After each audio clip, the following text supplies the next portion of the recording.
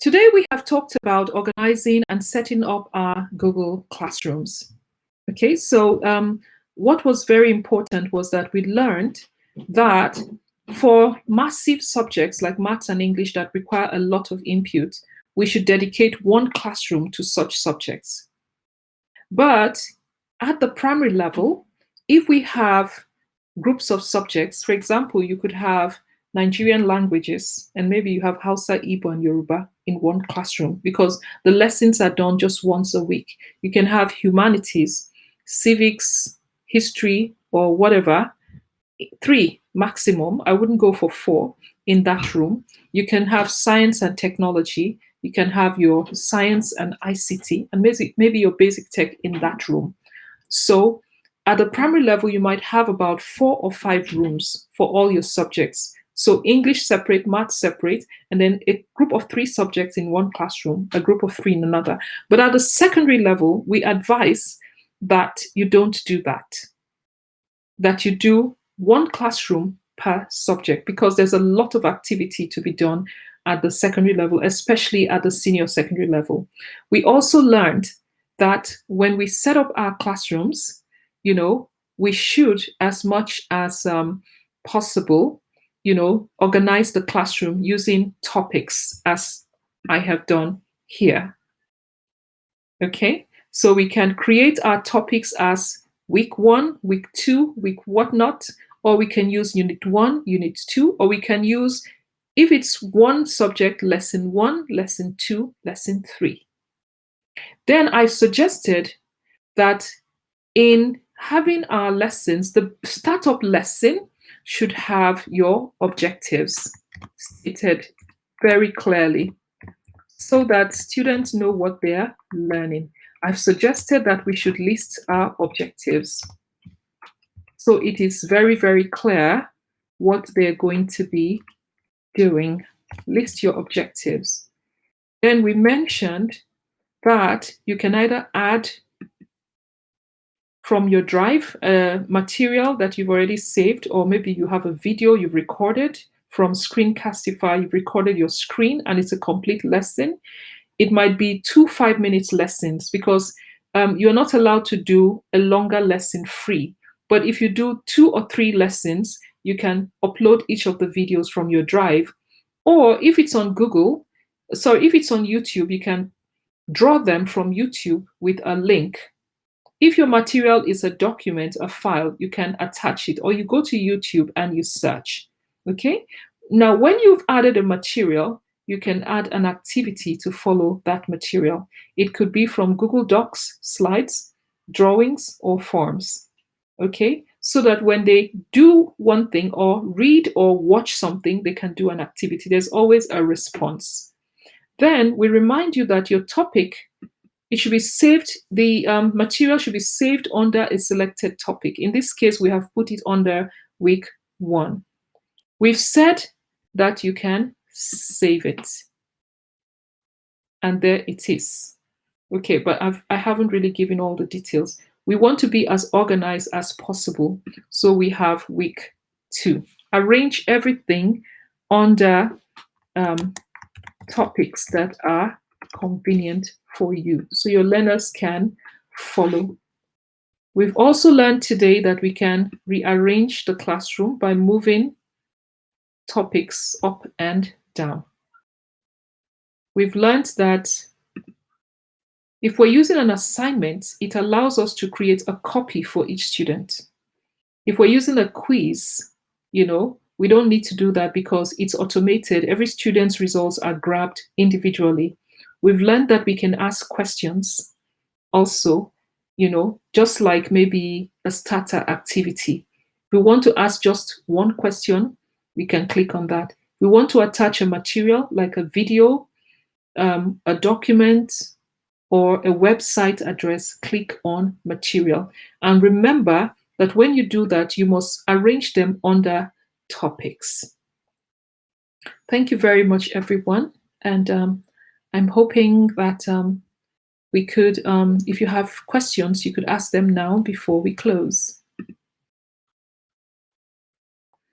All right, thank you very much. So you see, by using objectives and organizing your materials, carefully, you can actually have a classroom that everybody can enjoy.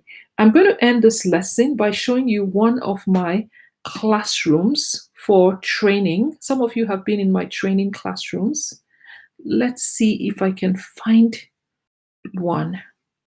I'm not going to share my screen, so I'm going to go to a different place. So you'll see how I arrange my materials. I'm going to my own classrooms. Just hang on a minute. You'll soon see my classroom. I will share my classroom. Let me see. Do I have activities here? Great. Okay, so I found one. So I'm going to share my classroom now. One of my classrooms, and just show you how I organize mine, because I'm doing training basically.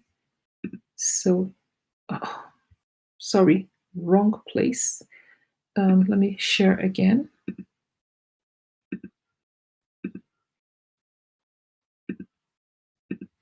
Okay, so this is a training I did. All right, so usually I like to put my materials in front, my slides. If I click on this, you'll see my slides. Now, this is because it's just a simple session. It's not several days of lessons. Okay, so you can study my slides if you like. I have different materials. I like to put my slides in my stream. So you can study this if you like. This is a course, a training I did last week. So I've organized my own classroom in a different sort of way. Then on the classwork, that's where I usually put my videos. So because this is a training, I gave 3 different topics: roles of teachers and learners, presentation techniques, etc. Okay, so under this, I have 4 videos. So if we click on any one, let's see, it's gone to a different page. So I'm just going to share my screen for the page that I just opened. So this is how I organize my own classrooms. I hope, yeah.